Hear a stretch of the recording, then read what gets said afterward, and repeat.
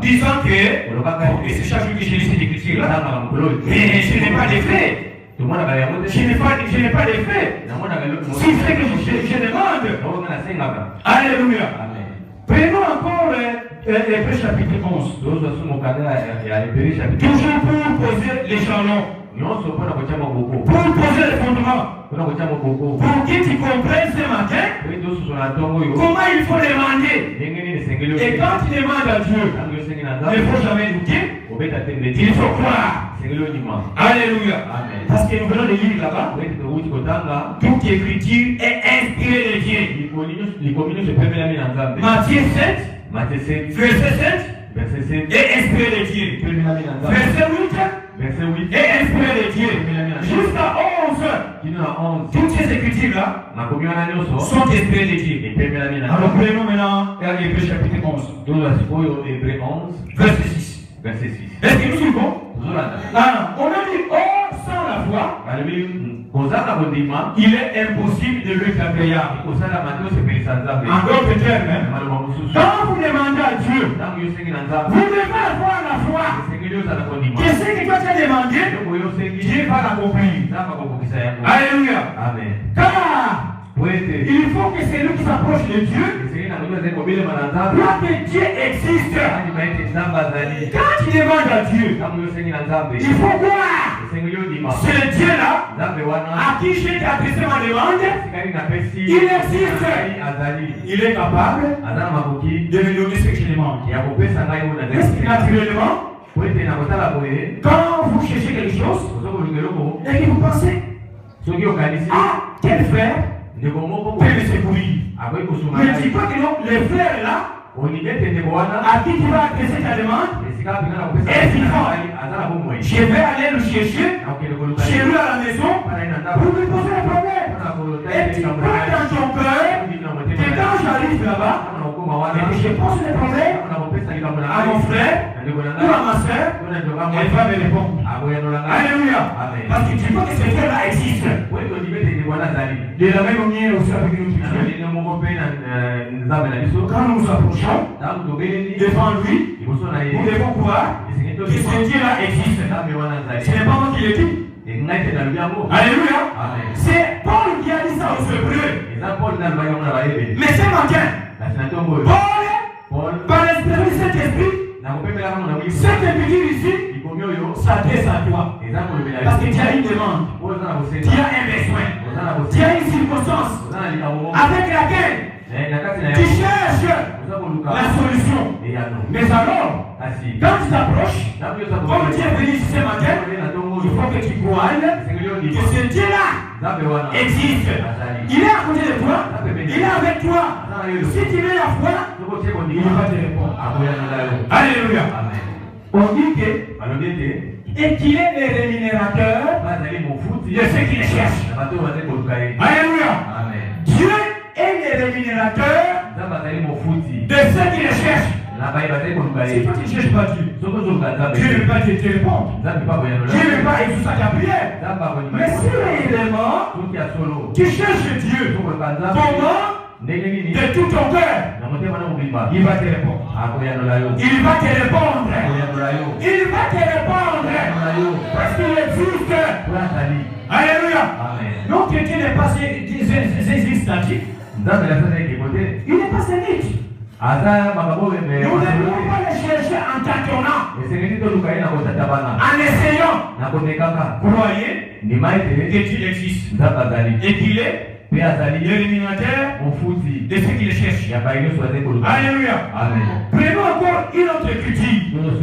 Là maintenant c'est la dernière prière que nous allons poser. Avant d'évoluer. Pour dire que ceux qui cherchent Dieu, ils vont le trouver. Mais quand vous le cherchez comment? Avec foi. Alléluia.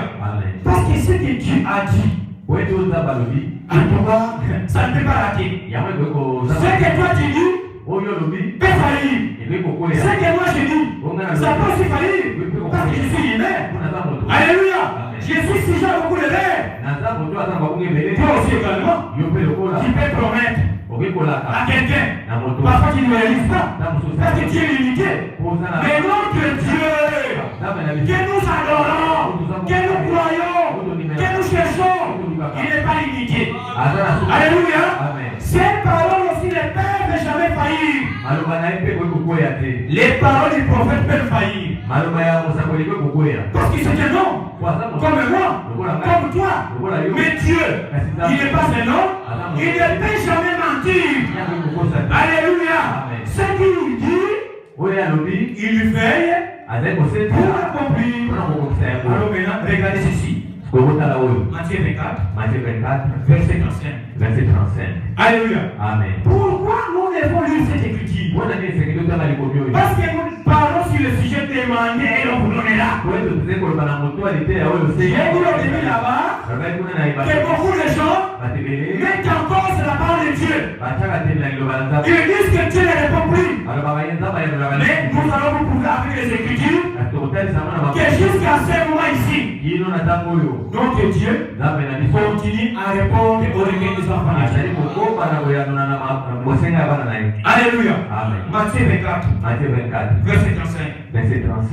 Les cieux et la terre passeront, mais mes paroles ne passeront point. Les paroles de qui?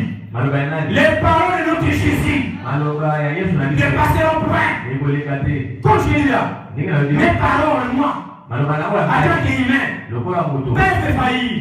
Mais les paroles sorties dans la bouche de Dieu, de la bouche de Dieu, ne peuvent en aucun cas faillir. Alléluia. Si seulement nous prenons ce Dieu-là à ce qu'il a dit. Alléluia. Maintenant, on va nous parler de demander et de vous donner là. Comment nous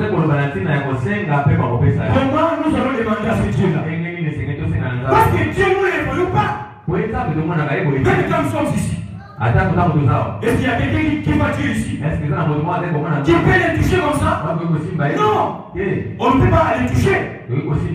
Parce que Dieu est esprit. Lui qui est esprit. Mais comment nous allons le demander? Et puis il puisse nous exaucer. Alléluia. Voilà comment demander à Dieu. Prenons Philippiens.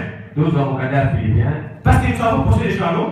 Nous avons posé les jalons, disant que celui qui s'approche de Dieu doit croire que Dieu existe.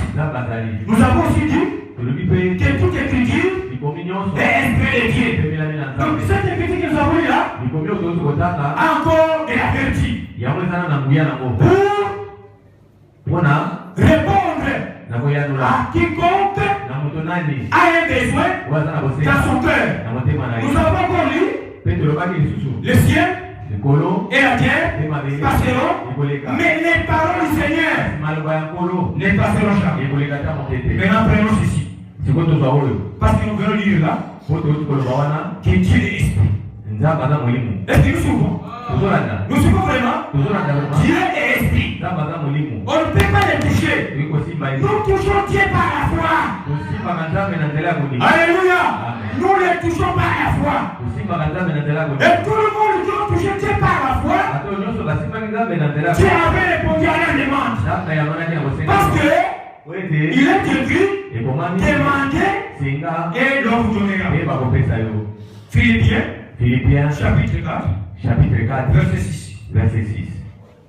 Alléluia. Amen. La parole de Dieu dit ceci. Ne vous inquiétez de rien. Aujourd'hui, il y a beaucoup de gens qui se plaignent, qui s'inquiètent, qui planifient derrière les gens. Ils mettent que Dieu est capable de répondre à leurs besoins, de répondre à leurs cris. Ils prennent toute leur confiance. Ils les placent sur les individus en oubliant Dieu. Mais il nous est demandé, il nous est dit ceci. Ne vous inquiétez de rien. Comme Jésus a dit, comme Paul dit aux Philippiens, ne vous inquiétez de rien. Pourquoi il a dit ça? Il a dit, mais alobi kasi en toutes choses, likambo nyonso en toutes choses, na likambo nyonso sans exception, bozanga bolongola moko faites connaître botalisa bosenga na bino vos besoins. bosenga na bino À qui? na nani Au prophète? na mosango À votre oncle? na nongo na yo À un chef quelque part? na mokonzi moko esika moko Il a dit, faites connaître vos besoins aikotalisa bosenga na bino à Dieu. na nzambe Comment? na ndenge nini Par des prières nzela ya mabondeli et des supplications. pe na malongo Alléluia. amen Nous devons faire connaître à Dieu nos besoins esengi tutalisa nzambe bosenga na biso par des prières et des supplications. na mabondeli pe na Avec des actions de grâce. na bamatondi Peut-être là où tu es. ntango mosikisika yo ozali Dieu t'a fait de dire, oza koloba ah, c'est bon. mwana eza Combien de fois moi j'ai prié? nga malaboni na bondela Dieu ne me répond pas. nzambe yandola Combien de fois j'ai adressé des supplications? malaboni nga na tengi malongo Dieu ne me répond pas. nzambe yandoli te Peut-être que tu demandais avec le doute. ntango mosusu osengaki na kobeta te Tu n'avais pas foi. ozalaki na kondima te À ce que tu demandais. yango ozalaki kosenga Et au verset 7, na verset 7 et la paix de Dieu mpe kimia ya nzambe qui surpasse toute intelligence oyo eleki mayele nyonso na mokili gardera ekobatela vos cœurs mitema na bino et vos pensées mpe makanisi na bino à Jésus-Christ. kati na yesu kristo Alléluia. amen Alors maintenant là, ntango sasa hivi prenons encore Jean chapitre 15. tozoso jean 15 Parce que po ete nous